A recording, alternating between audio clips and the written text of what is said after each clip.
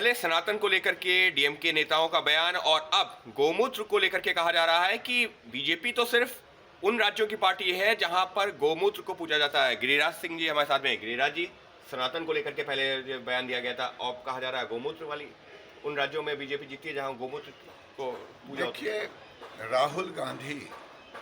राहुल गांधी का कुनमा, स्टालिन पिता पुत्र, उनकी पार्टी जिस ढंग से शुरू किया सनातन को खत्म करने की कोशिश।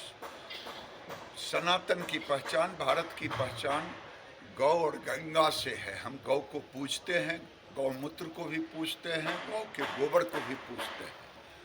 अगर पूछना हो, देखना हो तो कांग्रेस के बड़े नेता ऑस्कर फर्नांडिस ने राज्यसभा में जो बयान दिया है। लेकिन दक्षिण और उत्तर भारत में लड़ाई लगाना, विभाजनकारी नीतियां राहुल गांधी की ओर से हो रहा है, उनमें की ओर से, और सनातन को खत्म करने की कोशिश की जा रही है।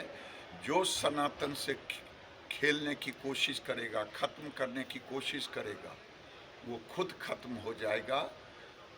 भारतीय जनता पार्टी भारत के संस्कृति की भी पहचान है और भारत के विकास की भी पहचान। तो इंडिया अलायंस जो है उसका मैं तो राहुल गांधी को इसीलिए कह रहा हूँ जी। कल भी बात हो रही थी कि स्टालिन की उनकी व्यस्तता है जी। तो ये इंडी गठबंधन, जो ये गठबंधन है, ये सब मिल करके भारत में सनातन को खत्म करने की कोशिश कर रहा है। जो खत्म करने की कोशिश करेगा वो खुद खत्म। बस एक आखिरी सवाल, नीतीश कुमार की पार्टी के जो अब नेता चाहते हैं कि उनको इंडी गठबंधन का कन्वीनर बना दिया जाए। अच्छा, मैं पूछता हूँ,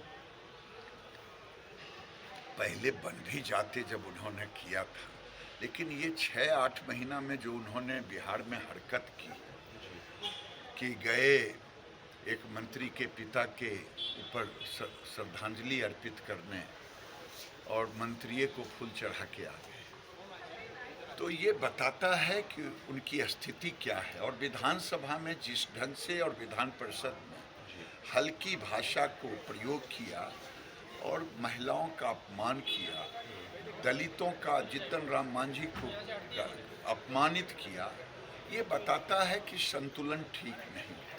अब तो वो मुख्यमंत्री से भी इस्तीफा करना चाहिए, स्वास्थ्य लाभ लेनी चाहिए।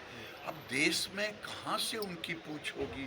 पूरा देश अगर आप इंटरव्यू कर लें तो हंस रहा है, इसलिए अब वो उस लायक नहीं रहे। इंडिया गठबंधन की आज बैठक होनी थी, नेता आ नहीं रहे थे, कहा यह जा रहा है, इस वजह से उन्होंने अनौपचारिक बैठक कह दी है कि अनौपचारिक बैठक है, औपचारिक तो बाद में करेंगे। देखिए, मैंने कल आपके चैनल को देख रहा था जी। कुछ लोग कह रहे थे कि एकाएक डेट लिया गया, और संजय राउत कह रहे थे कि ये तो इलेक्शन के पहले उद्धव ठाकरे को कह दिया था, डेट ये है जी। अब इनके अंदर इंटरनल बिकरिंग है। मैं कल भी कहा जी।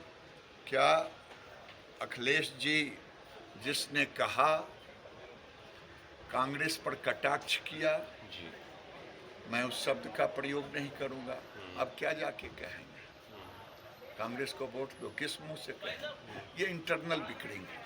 यानी साफ तौर पर जिस तरीके से सनातन का अपमान किया जा रहा है उसको जो है देश बर्दाश्त नहीं करेगा। नीतीश कुमार के अपने सपने हैं, लेकिन जिस तरीके से उनका पिछले कुछ महीनों में बर्ताव रहा है, अपने आप में सवाल होता है। और रही बात इंडिया गठबंधन की, तो इंडिया गठबंधन में आपसी इतने मतभेद हैं कि वो एक साथ आएंगे तो आएंगे कैसे? सवाल उठा रहे हैं केंद्रीय मंत्री गिरिराज सिंह जी।